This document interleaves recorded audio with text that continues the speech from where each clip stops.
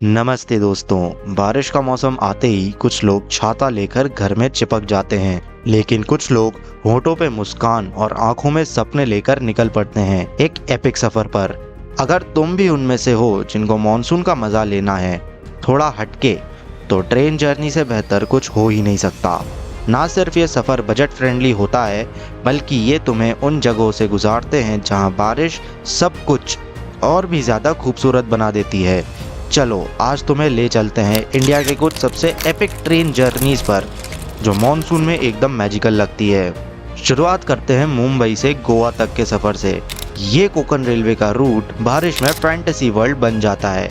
जब तुम ग्रीनरी से भरे माउंटेन्स के बीच से गुजरते हो और एक के बाद एक वाटरफॉल्स तुम्हारे ट्रेन के विंडो के पास गिरते हैं, तो लगता है जैसे किसी फिल्म का सीन चल रहा हो। ट्रेन जैसे जैसे टनल से गुजरती है, अंधेरा होता है और फिर अचानक रोशनी में एक बड़ा वाटरफॉल तुम्हारे सामने होता है। ये एक्सपीरियंस सच में दिल को छू जाता है। स्पेशली मांडोवी एक्सप्रेस या कोंकण कन्या एक्सप्रेस ले लो, विंडो सीट पक्का बुक करना। दूसरा सफर है कालका शिमला टॉय ट्रेन का। ये एक नैरो गेज ट्रेन है जो माउंटेन्स के बीच से गुजरती है। छोटी छोटी टनल्स, पुल और बारिश से भीगे हुए पाइन ट्रीज।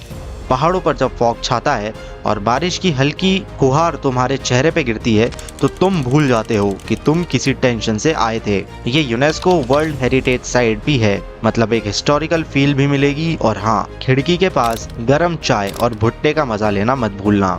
तीसरा एपिक सफर है दार्जिलिंग हिमालयन रेलवेज, जिसे लोग टॉय ट्रेन भी कहते हैं। ये न्यू जलपाईगुड़ी से दार्जिलिंग तक चलती है और मॉनसून में पूरा हिल स्टेशन क्लाउड से घिरा होता है। जब ट्रेन छोटी गलियों से और टी गार्डन्स के बीच से निकलती है, तो लगता है जैसे टाइम स्लो हो गया हो।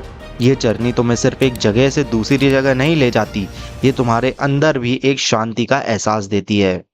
अगला रूट है वास्को डी गामा टू लोंडा। ये थोड़ा कम फेमस है, लेकिन मॉनसून में एक हिडन जेम है। इस रूट पर तुम दूध सागर वाटरफॉल्स देख सकते हो, वही जिसे शाहरुख खान की चेन्नई एक्सप्रेस वाली ट्रेन के सीन में दिखाया गया था। जब ट्रेन उस वाटरफॉल्स के पास से स्लो मोशन में निकलती है और बारिश तेज होती है, लगता है जैसे तुम किसी मैजिकल दुनिया में हो। ये सफर छोटा है पर हर सेकंड एपिक है। एक और जबरदस्त जर्नी है नीलगिरी माउंटेन्स रेलवेज की, जो ऊटी से मेट्टुपालयम तक चलता है। शायद प्रोनाउंस मैं सही कर रहा हूँ। ये train lush green hills, valleys और छोटी छोटी विलेजेस के बीच से गुजरती है।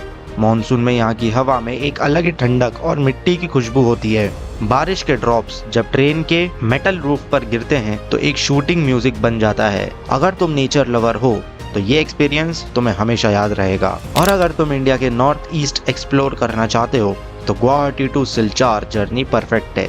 ये ट्रेन हिल्स, रिवर्स और थिक फॉरेस्ट के बीच से चलती है। असम की रियल ब्यूटी दिखाती है। बारिश के मौसम में पूरा लैंडस्केप और भी ज्यादा फ्रेश लगता है।